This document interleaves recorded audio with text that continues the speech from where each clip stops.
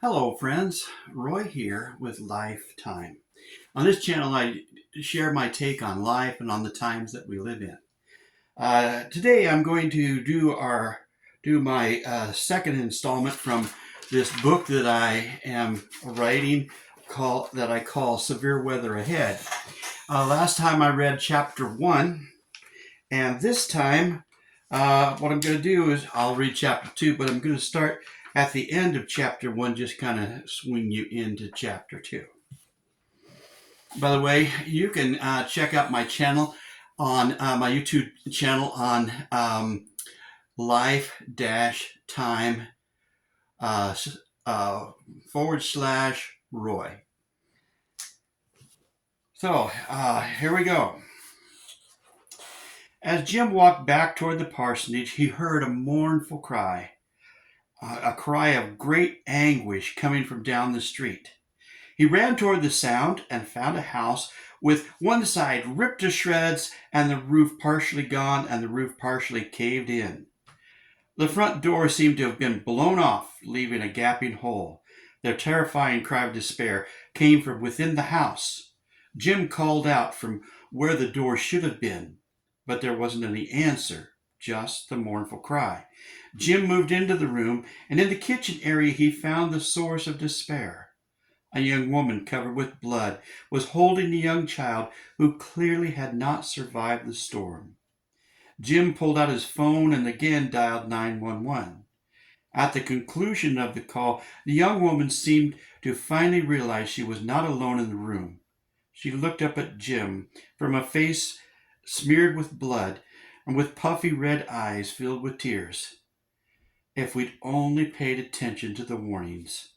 Then she began to sob and moan again. Chapter 2. It was early morning before Jim was able to return to his house, the church parsonage.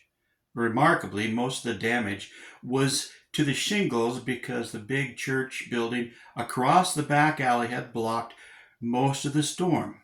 No windows had been broken except one on the southeast corner of the church building. Jim had found some plywood, cut it to fit, and screwed it on to cover the broken window.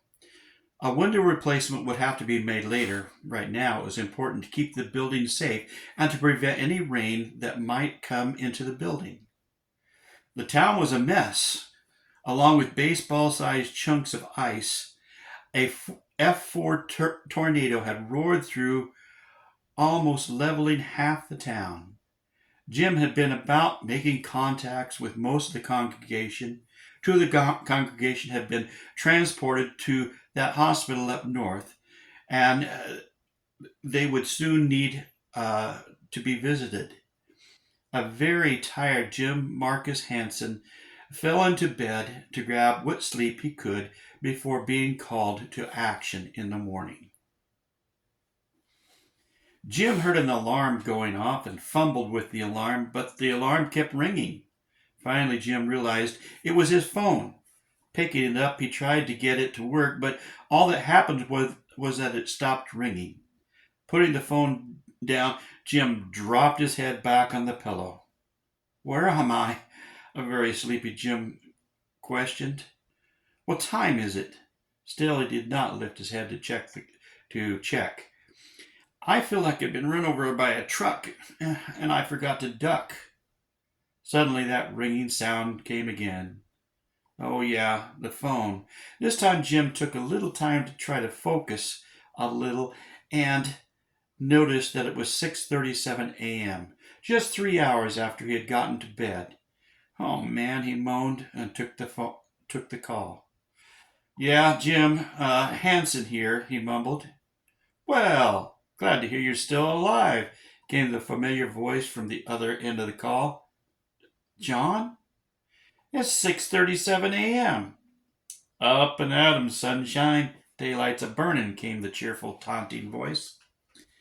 "I just got to bed 3 hours ago," was Jim's grumpy reply. "I keep telling you to get a new job, one with decent hours. I imagine you could clean toilets or pick up trash. I heard there's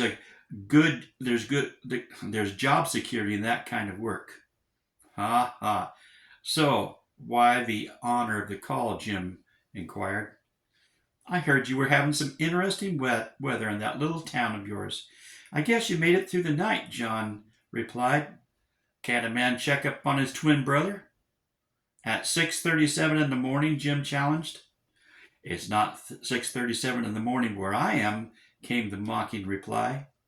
Oh, yeah. Just where are you? Last I heard you were in California, Jim asked.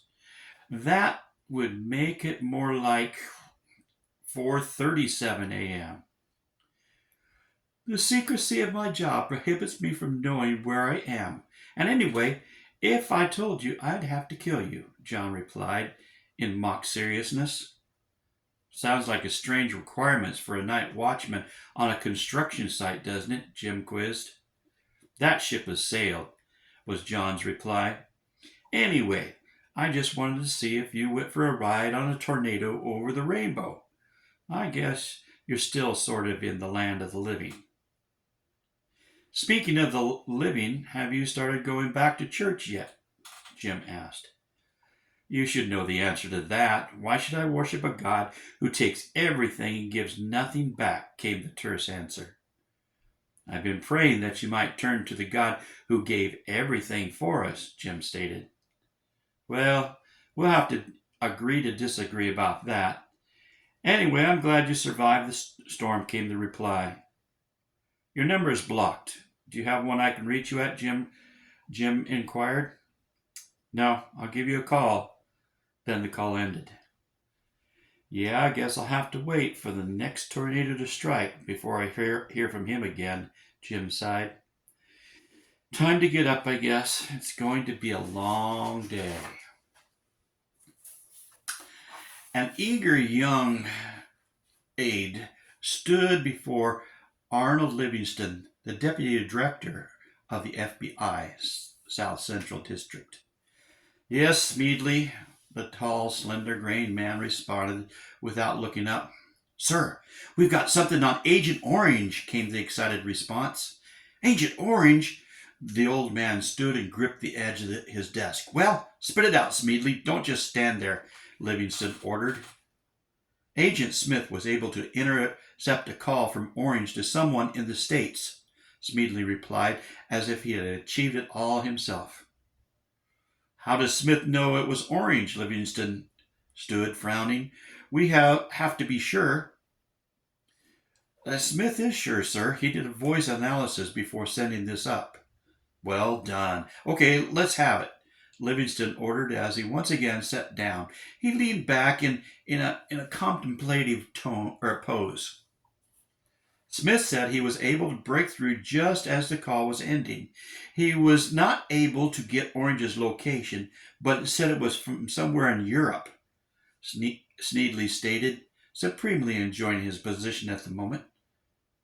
Confound it, man, get on with it, growled an agitated Livingston. Oh, yes, sir. Smith reports that he was able to record some of the last part of the call. Smedley hurried on, not looking at Livingston. He said a second person said, one I could reach you at. And Orange replied, no, I'll give you a call. That was it, Smedley ended. Livingston rotated his chair to look out the window. After a moment, he mused, not much to go on. Oh, yes, Smith said he was able to get the receiving number and its location in Oklahoma, Smedley stated triumphantly. As Livingston was turning toward him and opening his mouth to speak, Smedley added, Smith was able to find the phone was registered to a James Marcus Hansen. A gleam came into Livingston's eyes as he rubbed his hands together in anticipation. Run him to ground. Run him to ground, sir? A confused Smedley inquired. Find out what you can on him. Monitor his phone actions, those he has connected with. Check out his family and history. What else did you think I meant? Oh, yes, sir. Well, that ends chapter 2. Again, and early part of this next week, I'll go ahead and record chapter 3. I hope you're enjoying it. I'm enjoying writing it. God bless you. Bless you. Have a great Sunday.